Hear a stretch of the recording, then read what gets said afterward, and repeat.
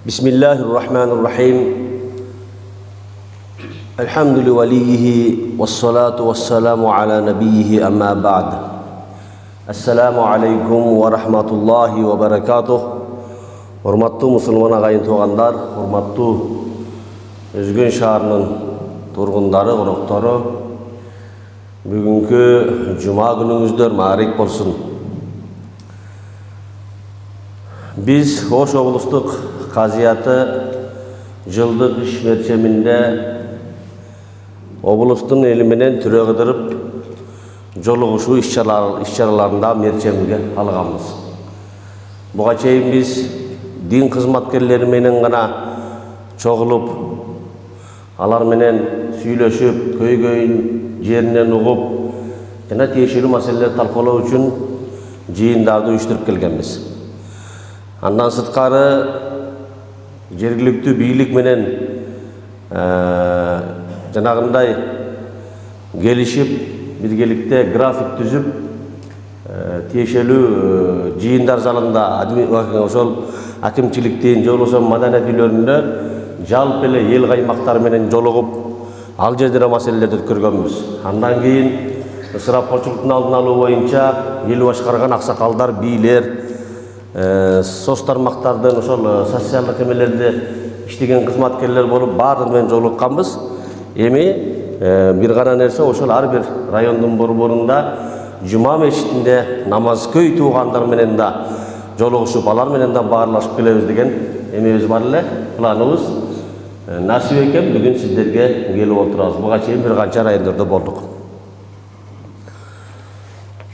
Билесиздер, Кыргызстан мусулмандар дин башкармалыгы өлкөбүздөгү мына ушул дин жаатын жетектеп, көзөмөлдөп, багыттап турат. Анын башында Азирети муфтий өзү турат. Мына ушул муфтиятыбыздын салтка айланган бир жакшы бир графиги бар. Алда болсо ошол өлкө боюнча жума намаздарында бирдиктүү тема айтылсын. Ар бир жыл үчүн жыл башында ушул жума намазынын темасынын түзүлүш графиги кабылданат. Анан жерлерде кайсыл өлкөбүздүн кайсыл гана булуң бурчуна барбаңыз, ошол жума мечитинде ошол теманын төгөрөгүндө ар ким өзүнүн билиминин, башкасынын дараметине карап элге баяндама жасап беришет. Бүгүн сиздерге келген күнүбүздө мен эркин тема менен да сүйлөсөм болмок, каалаган темамды сүйлөсөм болмок. Бирок эмегедир ошол бүгүнкү муфтият тарабынан берилген тема мага да мындай бир жакты, анан коомго да өтө зарыл, олуттуу болгон маселе экен. Ошол маселе жөнүндө гана сүйлөөнү чечтим.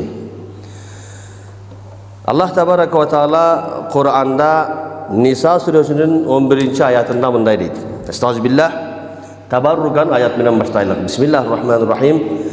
Yusikumullahu fi auladikum lizzakari mislu hazzil unsayayn fa in kunna nisaan fawqa ithnatayn falahunna thulutha ma tarak wa in kanat wahidatan falaha an-nisfu wa li abawayhi likulli wahidin minhuma as-sudus mimma taraka in kana lahu walad fa in lam yakun lahu waladun wa warithahu abawahu fali-ummihi as-sulus fa in kana lahu ikhwatun fali-ummihi as-sudus min ba'di wasiyatin yusi biha aw daynin آباؤكم وأبناؤكم لا تدرون أيهم أقرب لكم نفعا فريضة من الله إن الله كان عليما حكيما صدق الله العظيم. Allah Tebarek ve Teala Nisa Suresi'nin 11. ayetinde bu ayette aytып атат. Sizlerden perzentteriңер жөнүндө Кудай Таала силерге осуят кылат. Кудайдын ошол осуятын орундаткыла. Өзүңөрдөн калган мал мүлктү силерден калган перзентиңер бөлүп алууда эркек адам, тагыраак айтканда силерден калган эркек бала болсо, кыз перзентиңерге караганда 2 эсе үлүш алсын. Ал эми силерден аркта калганда эркек перзенти болбой жалаң кыз боло турган болсо, кызыңар экөө же андан да көп боло турган болсо, анда силерден калган мүлктүн 3төн 2син бөлүп алсын. Ал эми бирөө боло турган болсо, анда силерден калган мал мүлктүн жарымын алсын. Ал эми ата-энеңер тирүү калган болсо, ар бири силерден калган мүлктүн 6-тан 1ден өз үлүшүн алсын. Eğer sizlerden bala kalagan bolsa deydi. Kıskası uşuntip ayatda kimge kança ölüş deyiş keregi jönündө aytılат. Degele muras maselesinde bizde dele köp düşünük yok. Köp uçurlarda bu unutta kalgan ilim bolup kaldı. Unutta kalgan ilim bolup kaldı. Ulu zatlar, ulu alımlar aytkan şariat ilimi özü üçele nerseden turat. Kur'an, hadis, jana faraiz. Tağırak aytkanda mına şu muras ilimi dep.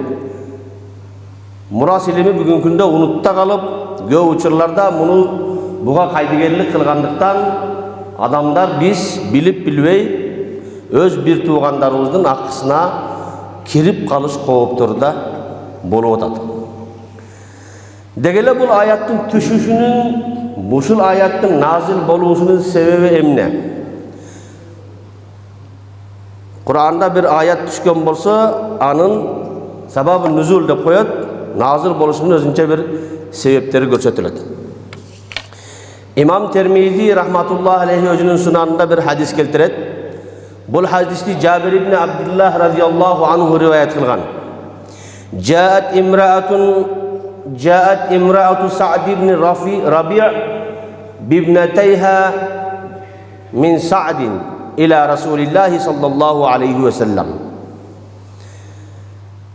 Sa'd ibn Rabi' degen bir sahabanın ayalı oşol küyösünen bolgan iki kızın çıraqtay emele jaş bolgan kızların jetelep alıp Peygamberimiz sallallahu aleyhi ve sellem'e geldi da faqalat ya Resulallah hatan ibnete Sa'd ibn Rabi' kutila abuhuma ma'aka yevme Uhud şehiden ve inne ammahuma akhadha malahuma felem yeda' lahuma malan ve la tunkahani illa ve lahuma mal. Janağı Sa'd ibn Rabi'din ayalı Peygamberimizge ya Resulullah mınavul çıraqtay bolgan iki kız oşol Sa'd ibn Rabi'din kızı.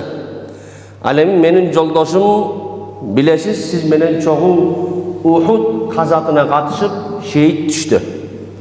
Anan atasından kalgan maldı anın bir tuğanları basıp tartıp aldı da menin kızlarıma eşteki bergen yok. Sizge belgili bolganda kolunda malı pulu jok, eç nesesi jok bolgan kızdı başka biröler nikeş ne dele albayt eken dep Peygamberimizge dattanıp parızdanıp kaldı. Oşanda Peygamberimiz faqala yaqzillahu fi zalik.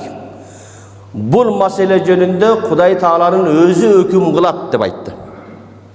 Peygamberimiz mınday bolat eken, tiginday bolat eken dep Peygamberimiz sallallahu aleyhi ve sellem özü çeçip bergen jok. Hudaydın hükümün bu jönünde kanday vahiy nazil bolusun güttü.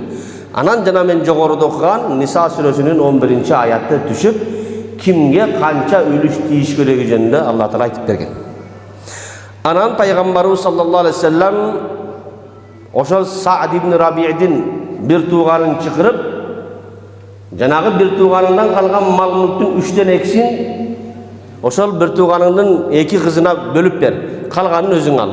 Ayalına tağıra aytkanda jеңеңe dagın agağından kalgan mülkünün 8'den 1'in beresin degen. Demek görsetülüp turganday Peygamberimizge muras bölüştürüp berүүsүn suranıp kelgen ayalga daroo dele çeşmelep berbey bul jönünde Huday Taala'nın özü hüküm kılat dedi. Siz menen biz har günü 5 gün 5 vak namaz okuyubuz. Bagımnat namazını 2 reket okuyubuz. Beşim namazını 4 reket okuyubuz. Birok tuğandar namazdardın kança reket okulusu jönünde Kur'an'da hiç yerde aytılgan emes. Hiç yerde namazın kança rekat okulusu Kur'an'da aytılgan emes. Namazın kança rekat okulusu bizge hadislerden malum. Peygamberimiz gana aytıp bergen. Abirok muras meselesine gelgende kim kança ölüş alusu iğne civine çeyin bardığın Kur'an'da aytılgan. Bunu karabayızpı. Munda dağın bir şariattın bir gösömdüğü adilettülüğü jatat. Allah Taala özünün aksına, özünün hukukuna karaganda pendelerden hukukunu öyde koydu. Pendelerden hukukunu öyde koydu. Сахабалардан biri пайгамбарыбыздан сураган: "Я Расулуллах, мен дайыма намаз окуп жүрсөм, зекетимди берген болсом, анан казатта катышып шейит түшсөм, бейишке киремби?" дедиле. Ооба, эгер бирөөдөн карызың болбосо. Эгер бирөөнүн сенин мойнуңда акысы болбосо dedi. Демек, пенденин болгон акысы өтө олуттуу маселе туугандар. Шейит жада калса, шейит болсо деле, бирөөдөн карыз болсо, ал бейишке кире албай турбайбы? Биз акыретке барганда Кудайдан карызыбыз болушу мүмкүн. Жетишпей калган намазыбыз, кармалбай калган орозобуз, берилбей калган зекет жана башка мына ушундай маселелер болсо, Алла Таала карамына алса, жомарттыгына алса, каалаган адамынан бардыгына деп кепилдик бере албайбыз. Кайсы бир адамдын бир такыбалыгы, кайсы бир амалы Аллага жаккан болсо, ошол өзү каалаган адамдан өзүнүн акысы бар болсо кечип ийет. А бирок пендеден болгон акысын Кудай кечпейт. Ошон үчүн пенденин акысына маани берип, Куранда ушул адамдар адашып кетпесин, нафсына майыл болуп кетпесин, бирөөгө азыраак, бирөөгө көбүрөөк берип койбосун, жакшы көргөнүнө тартып, жаман көргөнүн түртүп салбасын деп, бул маселени өзү чечип берген Кудай Таала. Бирөө кайтыш болду, анын аялы канчалат, бирөө кайтыш болду, андан уул перзент, кыз перзент бар, алар канчадан алат, ата-энеси тирүү болсо алар канчадан алат, бир туугандары алап албайбы, бакма асыранды балдар алап албайбы, бардыгы канча болуусунун бардыгын ийне-жүйүнө чейин Кудай Таала өзү чечмелеп берген. Бүгүнкү күндө биз бул нерседен артта калдык. Бул нерсеге маани бербей койдук. Биздин элдин ичинде менталитетте ушундай нерсе пайда болду. Атадан калган мүлктү кенже бала гана басып калат. Кенже бала калат, калган чоң агалары, чоң эжелери же карындаштары деле буга кайыл. Ушул калат деп кое берет. Бирок биз маани бере турган нерселер өтө бул жерде көп. Мен айтайын, ушуна баса белгилеп кетейин. Бул нерселер биз ошол жанагы кенже балага калып кете берет. Макулбуз деп коебуз. Бул дүйнөдө макулдугубуз болгону менен кийин акыретке барганда, кыяматка барганда ар бирибиздин көзүбүзгө бейиш, тозок көрүнүп турат, кыл көпүрө көрүнүп турат, амалдарды таразада өлчөө көрүнүп турат. Бирөөлөрдү сүйрөп дозокко кирип баратат, бирөөлөрдү кубантып жетелеп бейишке киргизип баратат. Ошолордун баарын көрүп туруп, бирөөдө акым болсо ала калайын, анын соогун өзүмө жула калайын деп эки көзүбүз төрт болот. Жана калса ата-энебизден болсо да жулабыз. Сүйгөн жарыбыз, балдарыбыздан болсо да акым болсо ала калайын дейбиз да. Шарият адилеттүү болгондуктан пенделердин арасындагы өз ара укугунун бул дүйнөдөгү чыр эмес, акыретте боло турган чырдын да алдын алыш керектигин байма-бай кайра уктурат. Ошон үчүн мен буга чейин көп жерлерде айтып жүрөмүн. Бизде ушул жакшы адам. Атадан, мисалы үчүн, атадан 4 уул 4 кыз калды. Ал ата менен эне ошол 4 кыз 4 уулду тарбиялап бакты, мисалы үчүн дейли. Чоң уулдарын үйлөйт, аларга үй салып берет, энчисин берет, уй берет, кой берет, кээде жылкысын берет, кээде минерге машинесин да кылып берет. Ал эми кыздарына жакшылап сеп жасап узатат. Кыз узаткан адам Куда тараптан канчалык суммада калың албасын, ага дагы ошончо сумма кошуп, андан да ашыгын кошуп, ушу кызым капа болбосун деп той кылып узатат. Анан натыйжада өзүнүн атындагы үй болсун, өзүнүн атына катталган автоунаасы болсун, короосундагы бирин эки малы болсун, анан адат боюнча ошол кенже эркек уурга кала берет. Ушундай болуп келген. А бирок чын-чынына келгенде ошол ата кайтыш боло турган болсо, ошол ата менен кенже уул экөө бирге турган учурдагы мүлктү жанагы 4 уул менен 4 кыздын ортосунда тең бөлүп бериш керек. Атанын наркы балдарга мурда салып берген үйү, берген энчилерин баары белек болуп, мураска кирбей калат. Бирок бизде башка мазхабтардан айырмаланып, биздин Ханафи мазхабтын толеранттуулугу, демократиялуулугу ушул жерде бар. Ханафи мазхабында сулх деген маселе бар мураста. Ошондой 4 уул 4 кызды тарбиялап, анан кайтыш болгон ата боло турган болсо, айрыкча муну имамдарга көп айтабыз. Мына ушул процедураны жакшылап өткөргүлө. Бирөө адам кайтыш боло турган болсо, аны жууп, кепиндеп, жаназасын окуп, жерге берип келгенден кийин дароо ошол перзенттерин чогултуп, Mına eme, atаңар kayçış boldu, artık hayırlı olsun. Dua kılgıla. Ölgöndün артынан ölüş yok. Bizden kolumuzdan dua kılış kana gelet. Dep köngül aytıp, sabır tilep, anan aytış kerek. Çoğun uğuldары, silerde atаңар üylödü, jayladı, üy salıp berdi, ençi verdi. Kızları silerdi düşüntüp, kança karajat sırtlap silerge sep berip uzattı. Emi makul bolsoңор mına atаңарdan kalgan aznaulak mülk бар eken. Mınavı jaşawatkan üyü, minip жүрген автоунасы, korosunda 5-6 malı var eken. Eger makul bolsoңор, siler uşul mülk mınavul atаңар menen koşa jaşawatkan kenje iniңерге kala versin. Uşuga razısыңар dep razılık suraş kerek. Anam berki oşol çoğ ağaları, berki kız baldar, men atamın atına mına kalpagın alamın, estelik üçün men çapanın alamın, men maası gölöşün alamın dep bir neselerini alıp kalgan ülüşümdün kalgan aksın uşu Kenje Murat'a kalışına razımın dep köylörün aldında aytıp koş gerek. Anan oşondoy prosedura ötkönden kiyin gana markumdun mülkünen karajat çıkarıp anan eksan berişke ruhsat berilet. Ağa çeyen ruhsat bolboydu oğanlar. Özü negizi bu nesene meseleni adamlar atalar közünün tülüsünde çeşip koş gerek.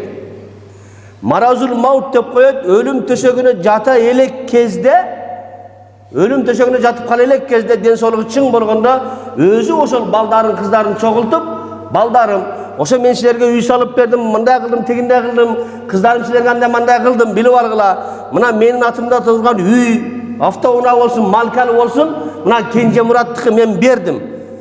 Barın bilip algıla, menin hiç tekem kalgan yok. Men ölsem mına üstümdeki kiyimdi gana böyle olasılar dep, ata özünün közünün tirüsünde çeşip koysa en alası, en jakсы uşul. Kiyim baldar bul dünyada da ahirettir çırgın. Biz mına uşunday nesilerde köz жазымында kaltırabız. Anan bir tuğandarımızdan oşol atanın kalgan mülktü talaşıp, sottoşup, ottoşup, arazdaşıp, kattaşkıs bolup ketkenleri de yok emez. Bul musulmançılıkka bizdin mınау жергиликтүү халктын менталитетине hiç жарашпаган iş.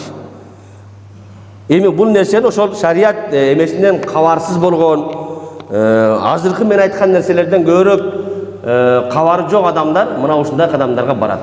Андыктан мен айткан нерсени артыңыздагы калың элге, башкаларга жеткирип барыңыздар. Биз мына имам хатиптерге дайындайбыз, имамдарга мына ушундай иш-чараларды кылып туруңуздар деп. Эми Kur'an ayatına kayta turgan bolsak, Kur'an ayatına aytат: "Lizzakari mislu hazzil unsayayn."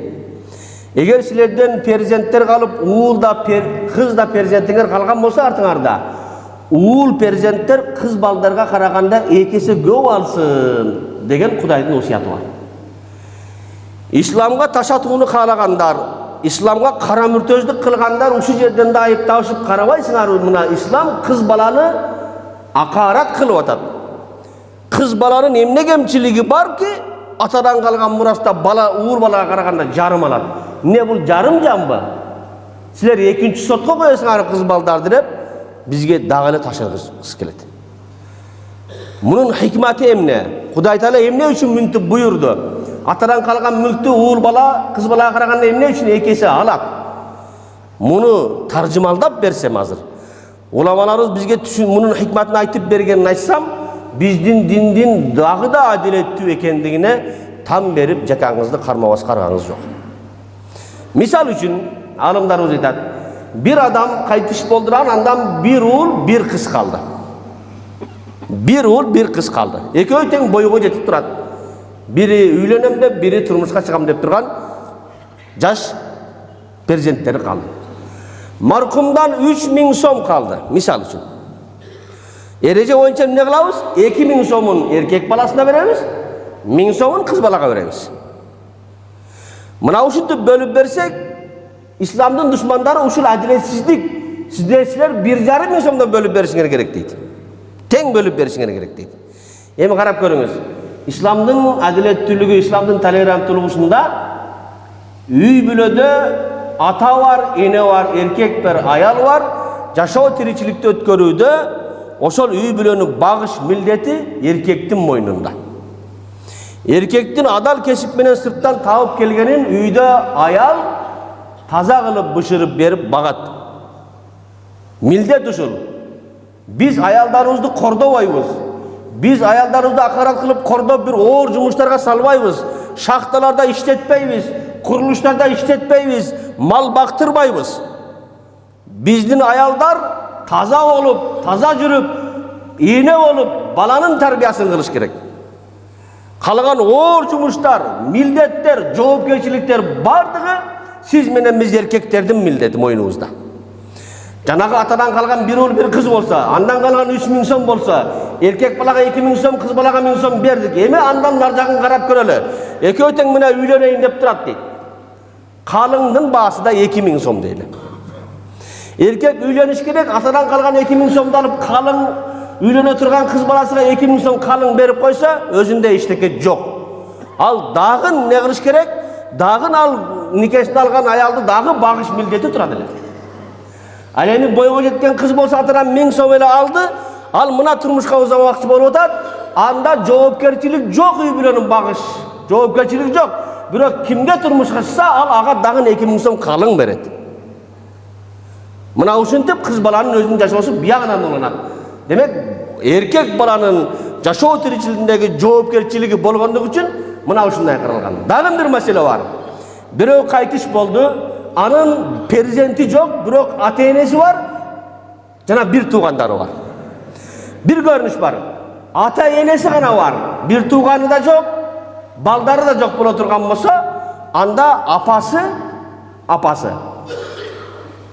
Balasынан janağı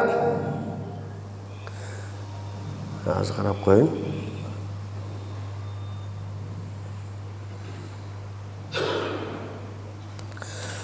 Apası balasından kalgan mülktün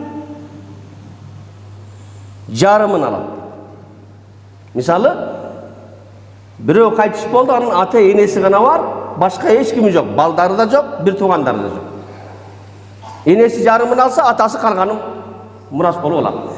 Emi oşol ele kaytış bolgan adamdın ata enesi de var dagın, bir tuğandары var, biroq perzentleri yok. Yandan ne bolot dese, anda enesi altından bir alat dedi. Ağa çen 3'ten 1 algan, jarım dep ataşıptım men, 3'ten 1 alat ele. Biroq dagın başka ölgen adamdın dagın başka bir tuğandары bolgondugu üçün enenin akısın azaytты şariat. Emnege? Kalgan mülk körök ataga kalsın, janağı bir tuğandарды ata baksın üçün. Düşündüre aldım okşaydı. Biroq kaytış boldu, kaytalap aytam. Anın ata enesi gana var. Baldары da yok, bir turgandары yok. Oşonda enesine 3'ten 1 tiyet. 3'ten 1 tiyet. Alemi birөө kaytış bolup anın ata enesi var, perzentleri yok, biroq ata enesi menen koşsa bir tuğandары bola turgan bolsa, anda enenin ülüşü 3'ten 1'den 6'dan 1'ge azayat, düşöt. Bir tuğandары alap kalganın, siz yok, bir tuğandары eçtiki albayt, muras albayt. Anday muras almasa, emnege enenik azayt atasınar? Enenik 3'ten 1 boydan tura örmeybi? Degen suroo payda bolat. Oşonda aytat, atanın kamın görüp atat şariat. Ene 6'dan 1'de alsa, kalganın ata alat dagın, ata alıp durup kalgan janağı bir tuğandarındagın üylöp jaylap bağış gerek degen mani. Demek, her bir adamdın oşol jaşoodogу joopkerçiligine karap, kalgan murastıra oşontip bölüş gerek deydi. Biz Kur'an ayatı olsun, Peygamberin hadisleri olsun, kaysınızın gana okubaylı, hikmatlar ayabay tolo. Bardığında Allah'ın adilettүүлügü menen insandın dünya ahiretlik paydaları gana közdölgön. Hiç kanday bir ziyan nerseler yok. Anlıktan şariatımız buyurgan amaldardı hiç kaçan ekilenbey, anı özümüzdün bir mentalitetibizge, je avtoritetibizge salıp, bizge tuğra gelip debey, pendeçilik kılıp, Kuday bekerden buyurgan yok. Peygamberimiz sallallahu aleyhi ve sellem bekerden önceden aytkan yok dep, anı tuğra kabul alıp atkara versek, biz dünya ahirette baktılı oluruz. Tuğra kabul alışımız gerek. Demek tuğandar, muras meselesinde biz maneviyete turgan nerseler göp eken, hazır dele oşonday olup жүрgөндөр bolsa biz aytkandan keyin bizge kayırılganlar da bolot. Oldu ki men üydün kenjesimin, oşul atam apam da kaytış bolup ketken, anan alardan kalgan mülk mende ele jüröt. Menden çoğ ejelerim, jagalarım eçteke dele suragan jok, unçukkan jok. Menim ne kılayın emi dep kelgenler bolgon. Anam biz ayttık, oşolordu çıkır. Ошо бир туугандарың баарын чакырып отуруп, жанагындай разылыгын алып кой бир калыс көөлөрдүн алдында. Эртең кыяматта сен жакаңа асылбасын. Анан кээ бир учурларда көргөнбүз, анда бөлө турган болсо канчадан тие десе, мынчадан тие десе, анда алам дегенде да чыккан да. Ушу дүйнөдө алам деп аткан, акыретте байыл алам дейт. Ошон үчүн мындай маселелерди эң жакшысы ата өзү көзүнүн тирүүсүндө чечип кеткени эң жакшы маселе. Болбой калса, ошол ата кайтыш болгон күн эле ошол уруунун, ошол элдин бир абийирлүү адамы, ошол махалланын, ошол айылдын имамы менен биргеликте бир туугандардын ортосунда жакшы келишимге барып, сулух кылып чечип койгону дагы да жакшы болот. Антпесе мен кайталап айтамын, жанагы 3-түк, пайшамбелик, 40-тык деп чыгарып кылып аткан эксандардын баары арам болуп калат. Мүмкүн болбой калат.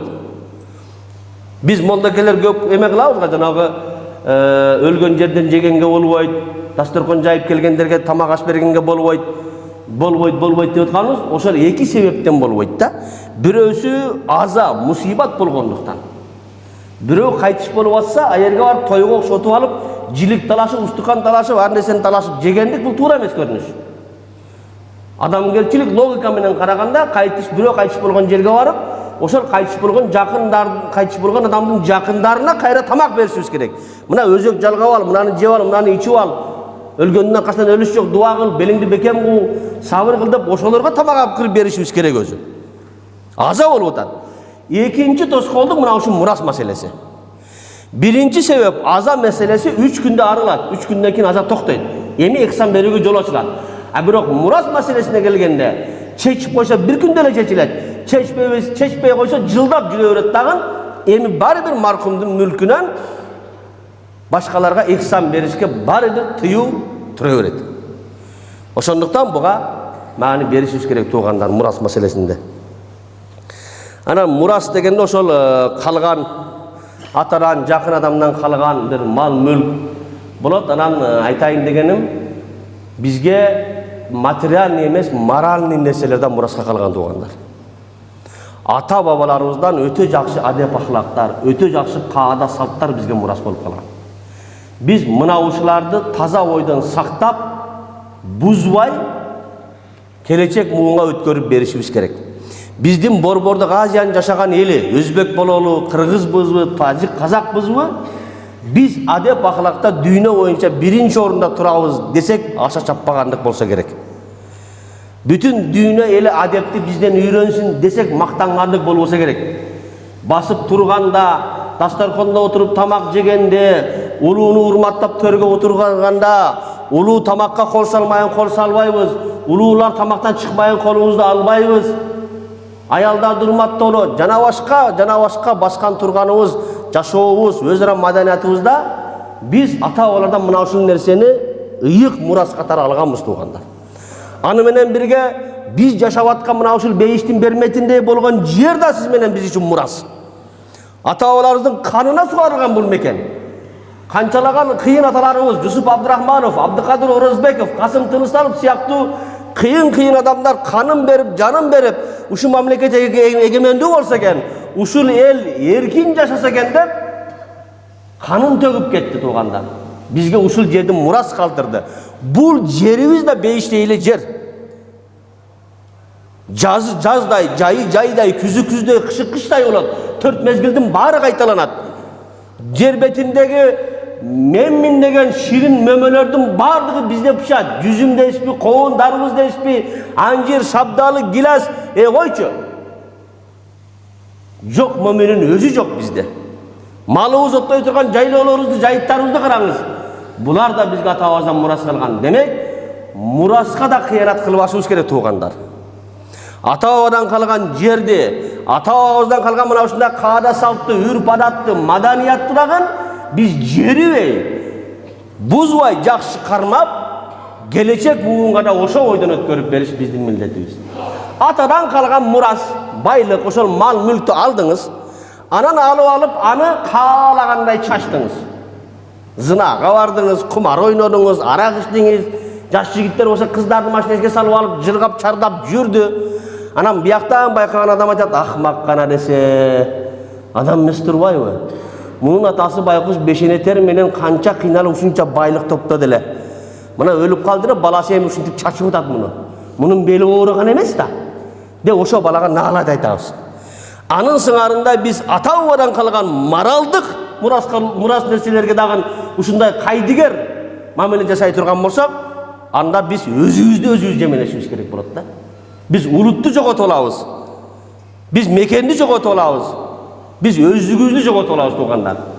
Биздин ата бабаларыбыз башкаларга сыймык менен көрсөтүп, биз ушундай адамдардын перзентибиз деп мактангыдай адамдар болгон. Бирок мактана берген менен болбойт, биз да ошолордой болушубуз керек да. Пайгамбар саллаллаху алейхи вассалам айткан: "Ман бадда бихи амалуху лам юсра бихи насабуху."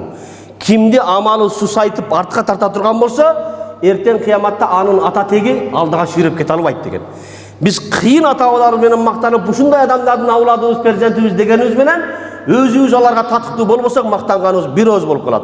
Болгону өзүбүз да ошолордой болушка аракет кылалы. Биз не деген кыйын адамдардын перзенттери эмеспиз.